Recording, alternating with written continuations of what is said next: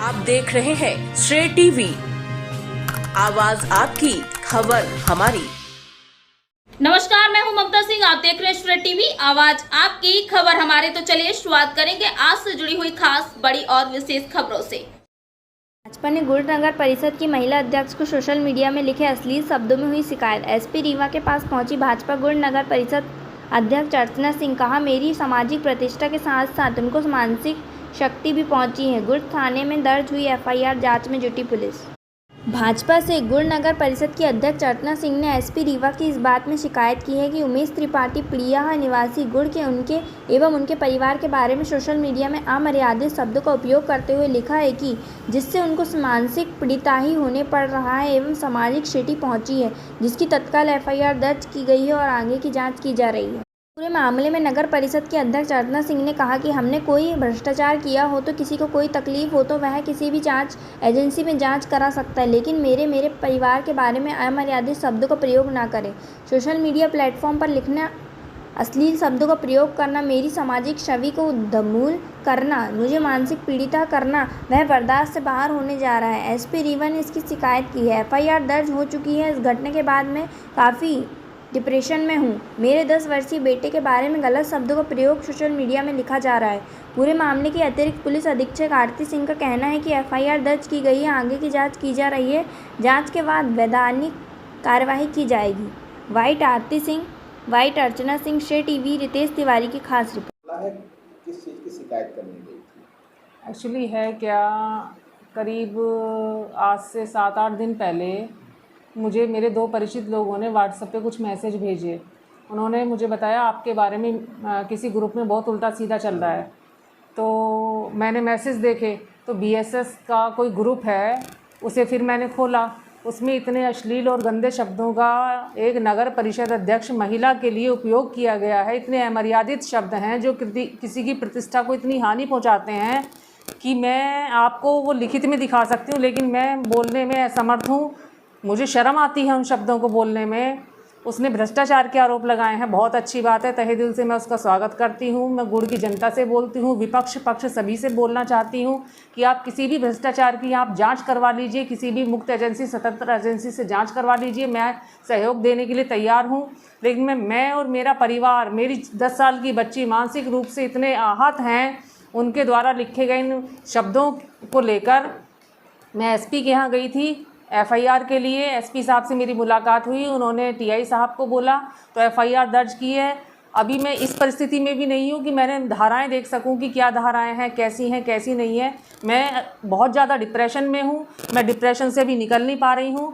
मेरी प्रतिष्ठा को इतना बड़ा धक्का लगा है कि 25,000 की आबादी ने मुझे अध्यक्ष बनाया, और ये जो गालियाँ उन्होंने मुझे गंदे शब्द यूज़ किए हैं एक महिला होने के नाते, तो वो गुड़ की जनता की बेइज्जती है। और मैं इस बेइज्जती को मैं शब्दों में बयान नहीं कर सकती कि मेरी क्या कंडीशन हो रही है, क्या हालत हो रही है। मेरी आप सभी लोगों से गुजारिश है कि इस मामले की पूरी जांच हो, तह तक ये मामला जाए।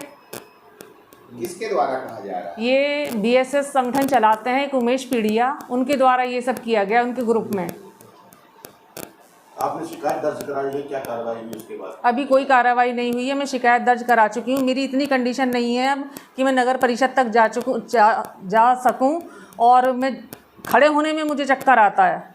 डिप्रेशन का शिकार हो चुकी हूँ मैं।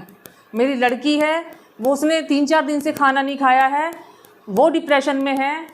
डॉक्टर साहब के खिलाफ उसने बहुत अश्लील और गंदे शब्दों का इस्तेमाल किया है। वो मैं चाहती हूँ आप डॉक्टर साहब से मुलाकात करें, उनसे खुद पूछें कि उसने कैसे कैसे शब्दों का इस्तेमाल किया है। शासन प्रशासन से क्या मांग है इस मुद्दे को लेकर? मेरी शासन प्रशासन से बस एक यही मांग है कि एक महिला, पहली बात तो मैं अध्यक्ष हूँ, अगर अध्यक्ष ना भी होती, एक साधारण महिला होती, तो उसके लिए किसी ग्रुप में, सोशल मीडिया में 20,000 की आबादी जिसे देख रही है, उसके सामने आप इस तरह के गंदे गंदे शब्दों का इस्तेमाल कर रहे हो, तो ऐसे व्यक्ति को जांच करने के बाद उचित कार्यवाही उसके खिलाफ होनी चाहिए। मैं ये नहीं कहूँगी सज़ा दो, दंड दो, लेकिन कार्यवाही जो उचित कार्यवाही है वो ज़रूर होनी चाहिए। ये कौन है जो सोशल मीडिया में लिख रहे हैं? क्या संगठन उनका, क्या करते हैं ये कोई बीएसएस संगठन है, वो चलाते हैं।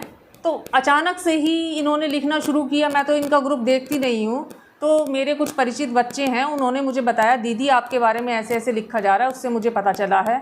और वो उनका नाम भी मैंने दर्ज करवाया है अपने FIR में कि इन लोगों के द्वारा मुझे बताया गया है।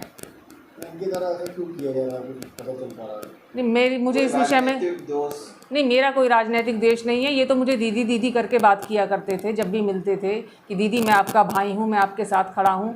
अब पता नहीं किसके बहकाने में, किसके बरगलाने में, किस उसमें ये आ गए। मेरा उमेश जी से भी यही कहना है कि भाई अगर नगर परिषद में भ्रष्टाचार हुआ है, तुम मेरे छोटे भाई हो, तो भ्रष्टाचार की जाँच में मैं कंधे से कंधा मिला के आपका सहयोग करूँगी। लेकिन शायद आप मुझे अपनी सही में बहन समझते तो इन अश्लील और गंदे शब्दों का इस्तेमाल ना करते। जिन शब्दों को आप अपनी माँ, बहन और बेटी के लिए सुनना पसंद नहीं करेंगे, उन शब्दों का इस तरह से इस्तेमाल नहीं करना चाहिए। इन्होंने मेरे ऊपर भ्रष्टाचार के आरोप लगाए, मैं उससे आहत नहीं हूँ, क्योंकि उसका तो दूध का दूध कोई भी, पानी का पानी कोई भी एजेंसी कर देगी। लेकिन ये शब्द कैसे वापस लौटेंगे, ये अश्लील मर्यादा को भंग करने वाले शब्द कैसे वापस लौटेंगे? मैं इस चीज़ से बहुत ज़्यादा परेशान हूँ, मैं बहुत ज़्यादा व्यथित हूँ। मैं शासन प्रशासन से चाहती हूँ कि इसकी गहराई तक जांच हो और जो कार्रवाई होनी चाहिए वो कार्रवाई हो।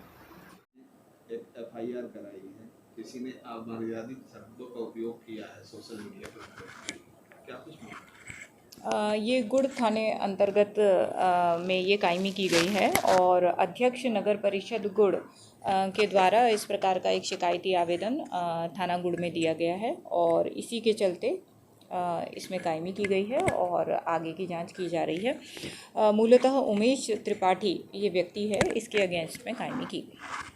क्या कुछ कार्रवाई की जाएगी? जैसा कि मैंने आपको बताया कि अभी ही कायमी की गई है, तो जो उन्होंने FIR में तथ्य उल्लेखित किए हैं निश्चित ही उनकी जांच की जाएगी, उनको वेरीफाई किया जाएगा और नियमानुसार अग्रिम कार्यवाही की जाएगी।